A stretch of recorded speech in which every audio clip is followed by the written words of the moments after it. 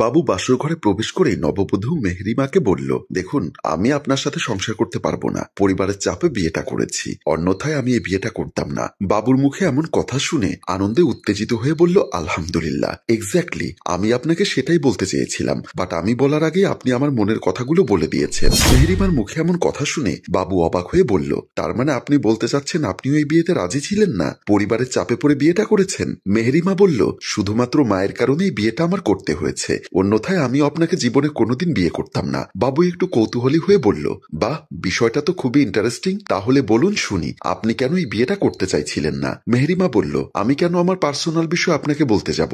আপনিও তো এই বিয়েতে রাজি ছিলেন না, তাহলে আপনি বলুন কেন আপনি বিয়েটা করতে চাচ্ছিলেন না? বিষয়টা খুবই সিম্পল, আমি একটা মেয়েকে পছন্দ করি, কিন্তু কেউ আমার পছন্দের কোনো মূল্য না দিয়ে আপনার সাথে জোর করে বিয়ে দিয়ে দিচ্ছে। কথাগুলো বলতে বলতে বাবুর দু চোখ বেয়ে জল গড়িয়ে পড়তে লাগলো। বাবু আবারও কাঁদো কাঁদো গলায় বলল, আপনি জানেন আমাদের ভালোবাসার গল্পটা কত রোমান্টিক? তাহলে শুনুন। ইভার সাথে আমার প্রথম প্রেম হয় ফেসবুকে প্রেম হওয়ার পর আজ প্রথম তার সাথে দেখা করতে যাব, তাই গোসল করে ড্রেসিং টেবিলের সামনে দাঁড়িয়ে নিজেকে একটু পরিপাটি করে নিচ্ছিলাম। এমন সময় আমার ছোট বোন রেশমি এসে কান্না করতে করতে বলল, এই বাড়িতে আমি কাজের মেয়ে হিসাবে আছি, আজকে থেকে আমি আর কোনো কাজ করতে পারবো না। দেখ, এই শহরে কাজের মেয়ের অনেক দাম, আর আমাদের বাসার কাজের তুলনায় তুই যে 3 বেলা খাচ্ছিস, এতেই কিন্তু আমাদের লাভের তুলনায় লস বেশি হচ্ছে। কি বললা? আমি বাসার লস করছি? তাহলে আজকে থেকে দেখবো কে বাসার রান্না বান্না কাজ কাম করে। ডিম ভাজি, আলু ভাজি আর ডাল ছাড়া কিছু তো রান্না করতে পারিস না, আর এখন বড় বড় কথা বলছিস?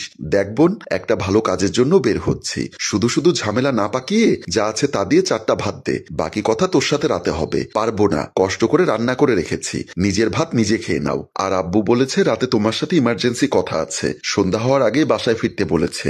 বলেই রেশমি রুম থেকে বেরিয়ে যায়, আর আমি ড্রেসিং টেবিলের সামনে দাঁড়িয়ে নিজেকে বারবার দেখছি, কারণ জীবনে প্রথমবারের মতো আজ নিজের পছন্দের মানুষটার সাথে দেখা করতে যাচ্ছি। আমি আর ইভা একটা কফি শপে বসে কফি খাচ্ছি। আমি কফি খাওয়ার ফাঁকে ফাঁকে আর চোখে ইভাকে দেখছি, ইভাও মাঝে মাঝে লাজুক লাজুক চোখে আমাকে দেখছে। আমাদের ফেসবুকে প্রায় 3 বছরের রিলেশনশিপ। জীবনে প্রথমবারের মতো কোনো মেয়েকে নিয়ে কফি শপে বসেছি। নিজেকে নিজের কাছে কেমন যেন অগোছালো মনে হচ্ছে। আমরা অনেকক্ষণ ধরে এখানে এসেছি, কিন্তু আমাদের মাঝে তেমন কোনো কথা হয়নি। যতটুকু প্রয়োজন ততটুকুর বাইরে আমরা কেউ কিছু বলতে পারিনি। আমি মনে মনে ভাবছি, মানুষ কি করে তার ভালোবাসার মানুষের কাছে বসে সারা দিন গল্প করতে পারে? তাহলে কি গল্প করে? তাদের গল্প কি কখনো শেষ হয় না? আর অথচ এদিকে আমার ভেতর থেকে গল্প তো দূরের কথা, হা না ছাড়া কোনো শব্দই বের হচ্ছে না। নিজের ভেতর থেকে কেমন জানি অস্থিরতা কাজ করছে, তারপরও বারবার নিজেকে স্বাভাবিক রাখার চেষ্টা করছি। একসময় ইভা আমার নীরবতা ভেঙে বলল, কি হলো, এত চুপচাপ কেন? কেমন দেখলে আজ আমাকে? আমি ক্ষীণস্বরে বললাম, আসলে তুমি ছবিতে যত সুন্দর তার থেকেও বাস্তবে বেশি সুন্দরী। ইভা একটা হাসি দিয়ে বলল, কি আমাকে ইমপ্রেস করার চেষ্টা করছো? তোমাকে ইমপ্রেস করতে যাবো কেন? তুমি তো ইমপ্রেস হয়ে এখানে এসেছো। বা একটা কথাও মাটিতে পড়ে না, সবগুলোর উত্তর ঠোঁটের আগায় রেডি থাকে, তাই না? ইভার মুখে এমন কথা শুনে হাহা করে হাসতে লাগলাম। তারপর আমরা দুজন রেস্টুরেন্টে বসে একের পর এক গল্প করেই চলেছি। কখন যে সময় চলে গেল আমি আর ইভা বলতেই পারিনি। রাতে আমি বেডরুমে শুয়ে বই পড়ছিলাম, এমন সময় আমার বাবা মমিন খান বেডরুমে প্রবেশ করে। বাবা আমার পাশে বসে বলল, এভাবে আর কতদিন চলবে? দেখতে দেখতে রেশমি বড় হয়ে গেছে, সবকিছু বিবেচনা করে আমি তোর জন্য একটা সম্ভ্রান্ত পরিবারে বিয়ের সিদ্ধান্ত পাঠিয়েছি। রেশমির মোবাইলে পাত্রীর ছবি আছে, চাইলে দেখে নিতে পারিস। বাবার মুখে এমন কথা শুনে আমি যেন ক্ষণিকের জন্য নিস্তব্ধ হয়ে গেলাম। মুহূর্তের মধ্যেই চিন্তা করতে লাগলাম ইভার কথা। আমাদের রিলেশনশিপের বয়স 3 বছর হলেও মাত্র কয়েকদিন আগে আমাদের ফেস টু ফেস দেখা হয়েছে। আমরা একজন আরেকজনকে কথা দিয়েছি, জীবনে যাই কিছু হয়ে যাক না কেন আমরা কেউ কাউকে ছেড়ে যাব না। কিন্তু বাবা হঠাৎ করে এমন সিদ্ধান্ত নিবে তা কখনো ভাবতে পারিনি। আমাকে এরকম নিস্তব্ধ থাকতে দেখে আমার বাবা বলল, কি হলো, তুই এরকম নিশ্চুপ হয়ে আছিস কেন? তোর কোনো সমস্যা থাকলে সরাসরি আমাকে বলতে পারিস। সেদিন আমি আমার বাবার মুখের উপর কিছুই বলতে পারিনি। আমার বাবা মমিন খান আমাকে আবারও বলল, আগামী শুক্রবার মেয়ে দেখতে যাব, তোর বন্ধু বান্ধব কেউ যদি যেতে চায় তাহলে বলতে পারিস। বলে বাবা আমার রুম থেকে বেরিয়ে গেল, আর আমি মোবাইল ফোন বের করে তাড়াতাড়ি ফোন দিতে লাগলাম আমার গার্লফ্রেন্ড ইভার কাছে। আমি আমার বন্ধু সাইফুলের ড্রয়িং রুমে বসে গল্প করছি। আমি সাইফুলকে আমার সব ঘটনা খুলে বলার পর সাইফুল আমাকে বলল, তুই আঙ্কেলের সাথে তোর বিষয়টা সরাসরি শেয়ার করতে পারতি। আমার মনে হয় আঙ্কেল তোর পছন্দটাকে গুরুত্ব সহকারে দেখবে। আরে পাগল, আমি বাবাকে ইশারা ইঙ্গিতে বিষয়টা বোঝানোর চেষ্টা করেছি।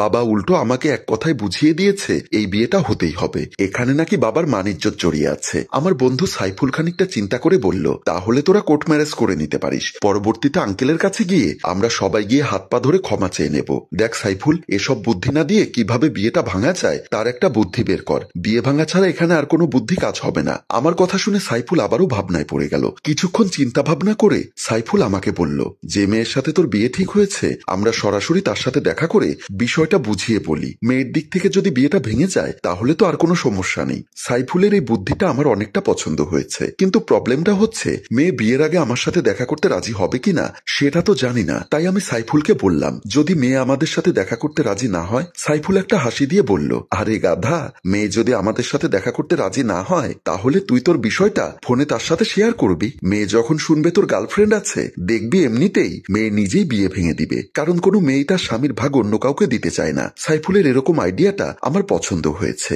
তাই আর আমি সময় নষ্ট না করে সাইফুলের বাসা থেকে বিদায় নিয়ে চলে আসি। রাতে সাইফুলের কথা মতো আমার হবু স্ত্রী মেহেরিমার ফোনে কল করলাম। ফোনে কল হতেই ফোন রিসিভ করলো আমার হবু শাশুড়ি ইমা বেগম। আমি আমার হবু শাশুড়িমাকে সালাম দিয়ে মেহেরিমার কথা জিজ্ঞাসা করলাম। আমার হবু শাশুড়ি আমাকে বলল, সে তো ঘুমিয়ে গেছে, তুমি বরং কাল সকালে ফোন দিয়ে কথা বলো। আমার হবু শাশুড়ির মুখে এমন কথা শুনে মনে মনে ভাবতে লাগলাম, বিয়ের মাত্র আর 2-3 দিন বাকি আছে, এই মুহূর্তে সময় নেওয়াটা আমার জন্য একদমই ঠিক হবে না। আর তাছাড়া মেয়ের মা যখন ফোন ধরেছে তাহলে মেয়ের মাকেই বিষয়টা খুলে বলি। কোনো মেয়ের মা তো আর চাইবে না যে তার মেয়েকে এরকম একটা ছেলের কাছে তুলে দিতে যে কিনা বিয়ের 2-3 দিন আগে তার প্রেমিকার কথা শ্বশুরবাড়ির মানুষের সাথে শেয়ার করে। তারপর আমি বুকে সাহস নিয়ে আমার হবু শাশুড়িকে আমার আর ইভার সম্পর্কের কথা খুলে বললাম। আমার মুখে আমার সম্পর্কের কথা শুনে আমার শাশুড়ি একটা হাসি দিয়ে বলল, আহা জামাই বাবাজি, এগুলো কোনো ব্যাপার না, প্রত্যেকটা মানুষের জীবন খুঁজে দেখো, 2-1টা ভালোবাসার চিহ্ন সবাই আড়াল করে রাখে। তাছাড়া আমার মেয়ে তো আর ধোয়া তুলসী পাতা না,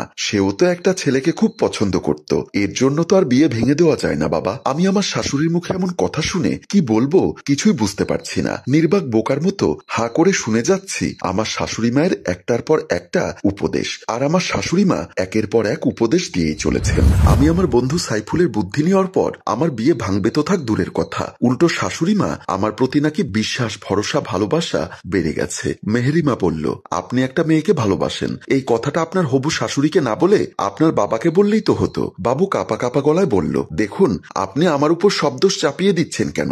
আপনিও তো চাইলে বিয়েটা ভেঙে দিতে পারতেন। আপনি একটা ছেলে হয়ে বিয়েটা ভাঙতে পারলেন না, আর আমি মেয়ে হয়ে কি করে বিয়েটা ভাঙি বলুন তো শুনি। বলে যখন মেহেরিমা ঘোমটাটা সরিয়ে বাবুর দিকে চাইল, বাবুকে দেখে মেহেরিমা চমকে উঠল।